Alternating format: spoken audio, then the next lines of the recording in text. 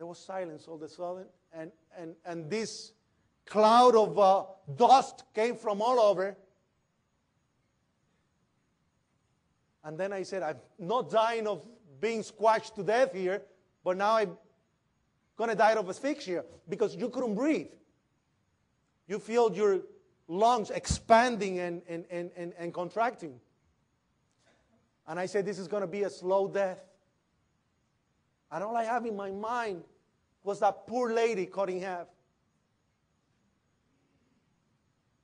The most Dantesque thing I ever seen in my life. And at that very moment, I just said, I'm going to die. This is it. Many of you heard that I was a magician for 30 years.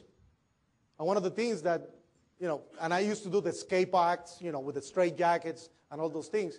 So one of the things they teach you is just, make it last. So that's exactly what I did. I tried to control my breathing. I tried to control my concentration and see what happened. But I was expecting death. Luckily, CNN, Global Vision from Brazil, they were across the street and they pinpointed the area. The last man came out from that area. And that's how they started doing the rescue effort. I was pulled from the rubble. They were confused because I have a jacket that says Safety 11. It looks like a jacket for the fire department. So they thought I was a fireman. So I stayed within the perimeter, continuing looking for people. Remember, and I'm sorry to be graphical, remember I went back to the truck to see if there was anybody there. And I was pulled right at the nick of time because the tires of the truck just blew out when they pulled it out. So I was saved right on time. I went to the area where they had this bridge that connected the North Tower to the World Financial Center. That collapsed on top of fire trucks. I went under. I saw two boots. I pulled the boots. I stayed with the boots in my hand. And when I looked inside, I found the legs of a fireman.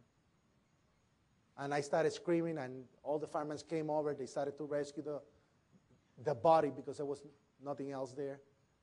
And I stayed there for hours. I came out just to get water.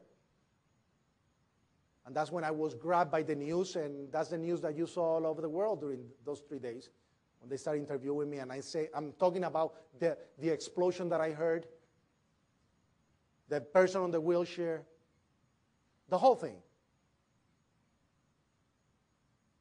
That day I did not sleep. Neither I did the following day.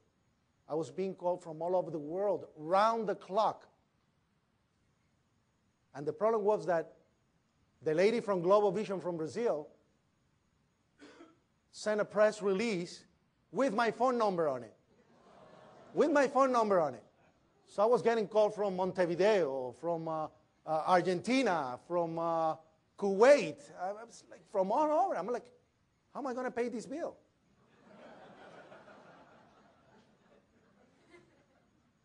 Anyway, after they recognized me, during that time, I organized the families. I did the Hispanic victims group because I saw that the Hispanic were not getting a equitative and balanced distribution of the funds that were given for the victims.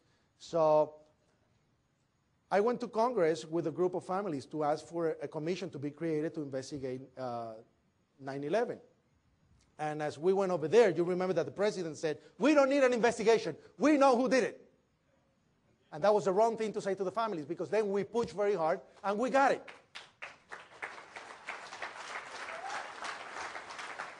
The problem is that we want to have a family member as part of the commission, and they said we don't want to allow that.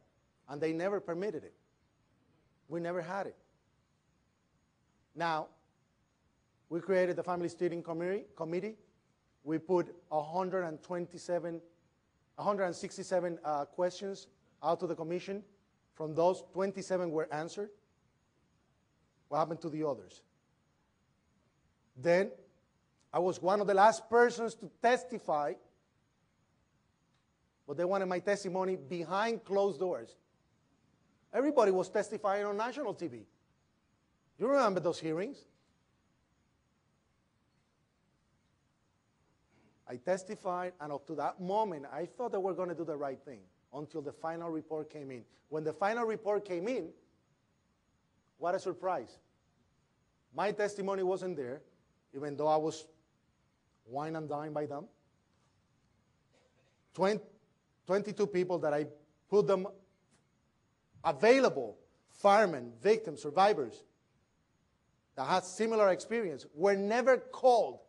Ladies and gentlemen, David Lim, well, this is, can you put this on?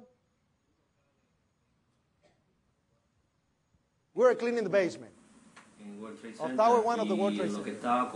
We heard something like a bomb. Se oyó como una bomba y la luz como que se apagó. And the light turned off. Entonces, a la salida de la puerta, at the exit door, there was this fire, this ball of fire that came down and knocked us on the floor. Y nos tumbó al piso porque nos dio el aire caliente de. We were hit by hot air. Nosotros nos caímos al piso y. And the room was full of smoke. Y el cuarto estaba lleno de humo. Y bueno, en ese momento at that moment, I yo creía believe que it era was una a bomb. bomba que había explotado en el edificio. Le dije al chino, vamos a salir I de said, aquí. Chino, let's get out of here. Pues, él me dijo, no puedo salir porque I la can't get pierna out because la tenía his leg was herida. wounded. Yo sabía que él no había metido una explosión de I knew aire there was an caliente. explosion. A mí los There pelos was hot air. se me My hair quemaron. got burned. Now, this is Jose Sanchez. He was available to testify. He was in the basement. He was never called. The Chino guy, whatever who he was never called either. Now, Felipe David survived. He was on a coma for 13 weeks. They made an encounter for television, national television, and his story went all over, again, the world, but in Spanish. You see, our story in Spanish is perfect. I'll put it out there. We cover it. In English, it was totally edited, constantly. Salvatore Giambanco survived. His story was never told, even though the encounter was done for national TV.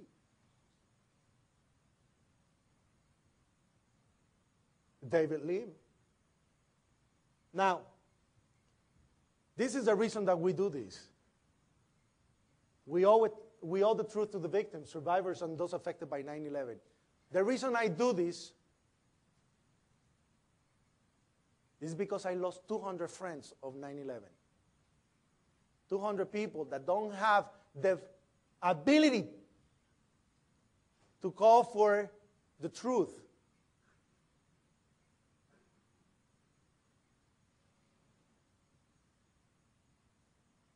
They don't have a voice.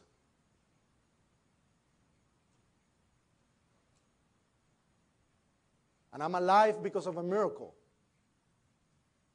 I was sent to the Governing Institute to train for political office. When I started asking questions, they all went the other way. You see, they wanted me to play ball. So,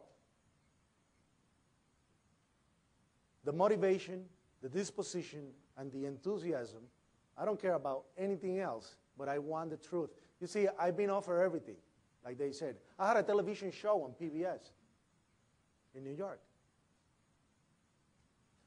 They offered me what? Movies, books, everything. I always say, no, forget about it. It's not money. I was homeless. I raised $122 million. And don't take my word for it. Go on the internet. Do your own research. And you'll find it there. I did national PSA, public service announcement, for the community to raise funds. I never received one penny. I found myself living under a bridge. So don't get fooled by this old image. This is the same suit I had yesterday. The only thing that changed is the tie. So I do this by donations. I go all over the world, but we need to get the truth. So please stand up take it upon yourself to ask real questions and make a change. We need activism.